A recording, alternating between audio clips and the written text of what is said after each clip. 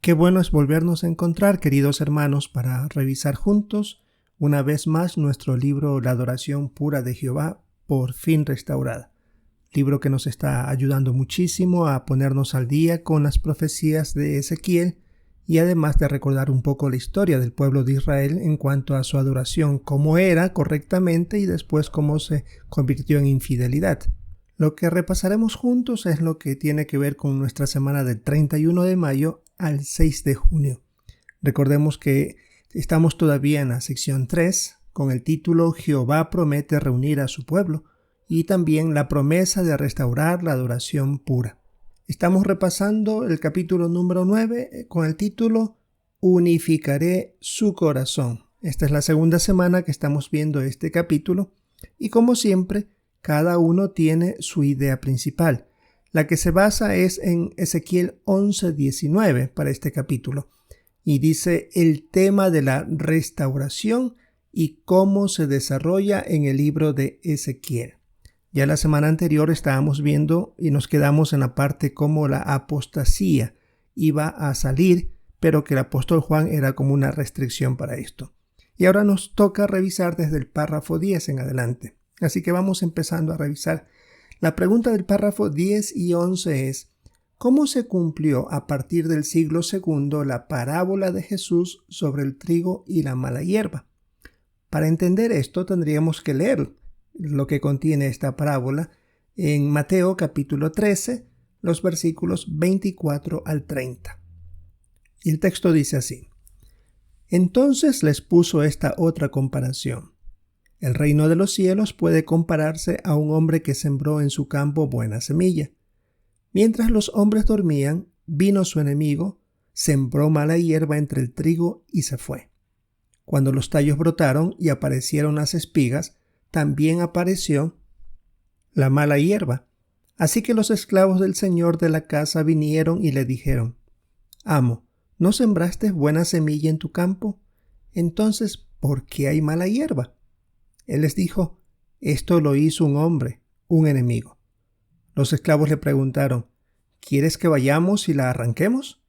Él les respondió: No sea que al arrancar la mala hierba arranquen también el trigo. Dejen que crezcan juntos hasta la cosecha, y en la temporada de la cosecha les diré a los cosechadores que primero arranquen la mala hierba y la aten en manojos para quemarla, y que luego recojan el trigo y lo guarden en mi granero. La pregunta de estos párrafos decía: ¿cómo se cumplió a partir del siglo II la parábola de Jesús sobre el trigo y la mala hierba? Pues se habla del siglo II porque Juan, el apóstol Juan, murió y luego empezó a cumplirse esta parábola. En el caso de Jesús había dicho que habría alguien que sembraría esta mala hierba, un enemigo, lo llama el relato bíblico. Eso se refiere a Satanás. ¿Y cómo es que sucedió esto? Porque la congregación se estaba llenando de idolatría y de celebraciones y prácticas paganas. Y esto se debió a que empezaron a salir cristianos falsos, que comenzaron a crecer, como dice el texto, a pasos agigantados. La congregación que Jesús había fundado se comenzó a llenar de prácticas que no eran las correctas, a dañar la adoración pura. También ellos tomaron algunas enseñanzas falsas que venían de las filosofías mundanas. Recordemos que conforme iban expandiéndose en el cristianismo, también estaban llegando a escuchar filosofías que realmente no contenían la verdad, sino más bien que la tapaban, la enmascaraban. Algunos fueron como el trigo que lucharon contra las doctrinas falsas de la cristiandad.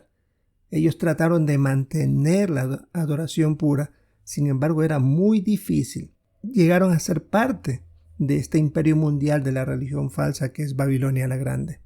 En el párrafo 11 se indica cómo el trigo, es decir, algunos cristianos verdaderos, se mantenían fuertes, pero eso les costaría incluso hasta su propia vida.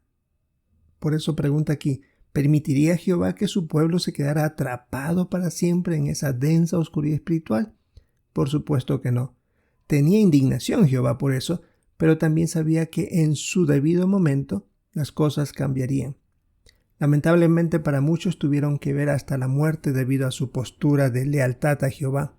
Y podemos ver aquí un dibujo donde se representa cómo los cristianos verdaderos fueron perseguidos por Babilonia la Grande, por el cristianismo falso, y ahí se ve cómo uno está siendo llevado a la hoguera por mantener su postura de lealtad, de enseñar la verdad pura, y eso ellos no les agradaba, ¿no? Porque los desenmascaraba. Así que usando de pretexto también la palabra de Dios, llegaban al punto de matarlos. Realmente un momento muy triste que Jehová debe haber sufrido mucho también al ver esta situación. Sin embargo, viene ahora el subtítulo: Mi furia se acabará. Párrafos 12 y 13. En la época de Ezequiel, ¿por qué dejó Jehová de sentir indignación contra su pueblo exiliado? Había profecías bíblicas que indicaban eso. Por ejemplo, en Ezequiel 5:13 decía: Mi furia se acabará y mi ira contra ellos desaparecerá, y me quedaré satisfecho. Ahora, ¿cómo es posible que llegara a cambiar Jehová? Porque muchos de los que fueron llevados cautivos a Babilonia habían judíos fieles ahí, y ellos trataron de mantener lealtad y mantener la adoración pura. No fue fácil. Otros que en cambio fueron infieles se arrepintieron estando en el exilio al ver realmente cómo se habían equivocado en su manera de actuar. Así que estaban arrepintiéndose y otros manteniendo su lealtad. Entre esos estaba Ezequiel, Daniel y sus 3 amigos. Fueron judíos fieles. Y eso fue precisamente lo que hizo que Jehová dejara de sentir indignación. Y más bien ahora Jehová les estaba ofreciendo el devolverlos a la tierra donde ellos tanto anhelaban y restaurar la adoración verdadera. Debe haber sido algo maravilloso escuchar eso de parte de estos israelitas que estaban en el exilio. Párrafo 14. ¿Por qué iba a hacer Jehová que sus siervos regresaran a su tierra? Jehová fue muy claro de por qué los iba a hacer regresar. En Ezequiel 36:22 él dijo claramente: No lo hago por ustedes, oh casa de Israel, sino por mi santo nombre que ustedes han profanado. Había llegado el momento en el que los babilonios tenían que darse cuenta que no era como ellos decían, que su dios Marduk era más fuerte que Jehová. No, como dice aquí el párrafo, este dios no le llegaba ni a los talones, porque era un dios sin vida, mientras que Jehová era el Todopoderoso.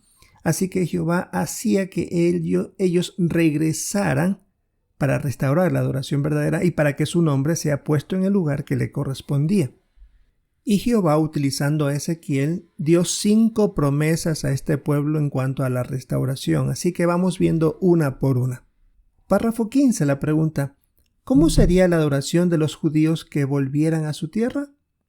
Bueno, la primera promesa era el fin de la idolatría y de otras prácticas repugnantes de la religión falsa. Y aquí se nos pide leer 2 versículos. El primero es Ezequiel 11:18, donde dice: Y ellos regresarán allí y harán que desaparezcan de ella todas sus cosas repugnantes y sus prácticas detestables. Y ahora si leemos Ezequiel 12:24 dice: Porque ya no habrá ninguna visión falsa ni adivinación aduladora en la casa de Israel. Como dice el párrafo 15, ¿cómo sería la adoración de los judíos que volvieran a su tierra? Pues sería una restauración de la adoración pura, el fin de la idolatría. Como bien decía Ezequiel 12:24, ya no habrá ninguna visión falsa ni adivinación aduladora en la casa de Israel. Lo que el pueblo se había corrompido dejaría de ser. Ahora todas las bendiciones dependerían de restaurar la adoración pura. Y eso nos lleva al párrafo 16. ¿Qué promesa hizo Jehová respecto a la tierra de su pueblo? La promesa 2 decía: de regreso a casa.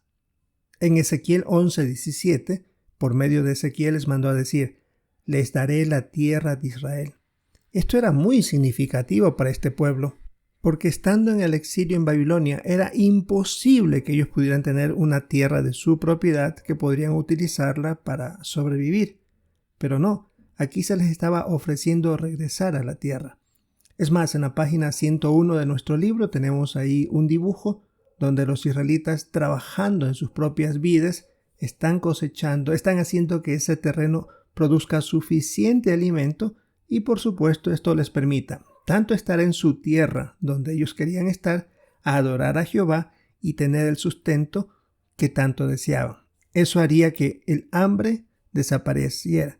Es tal como dice la parte de Ezequiel capítulo 36, versículo 30, que dice: haré que abunden los frutos de los árboles y los productos del campo para que ustedes no sufran nunca más la vergüenza de pasar hambre entre las naciones.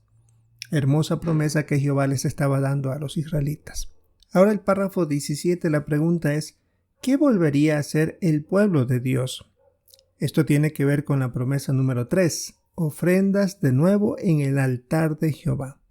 En Ezequiel 20:40 Jehová les dijo que se iba a complacer en ellos y que les pediría contribuciones y las primicias de sus ofrendas, todas sus cosas santas. Es decir, esto tenía que ver con que de nuevo ellos iban a ofrecer sacrificios y ofrendas a Jehová. Y Él las iba a aceptar, siempre y cuando ellos se mantuvieran obedientes y espiritualmente puros. Y Él extendería su bendición sobre ellos. Así tenemos aquí un dibujo donde se ve el altar, donde sale el humo de los sacrificios, que era un olor conducente a descanso, según dice la Biblia, ¿no? Algo que le agradaba a Jehová. Era una demostración de que ellos reconocían que necesitaban el favor divino. 3 promesas hemos visto en esta ocasión en nuestro estudio del libro Adoración Pura para esta semana del 31 de mayo al 6 de junio. Queremos nosotros prepararnos bien, repasar algunos aspectos que se nos puede haber pasado y por supuesto participar comentando, que es muy importante hacerlo. Y cuando nuestros hermanos también lo hagan, queremos escuchar muy bien sus comentarios para sacar puntos que sin duda se nos pueden haber pasado a nosotros. Así que esperamos, hermanos, en una próxima ocasión seguir revisando juntos nuestro libro Adoración Pura y si es la voluntad de Jehová esperamos con anhelo ese momento.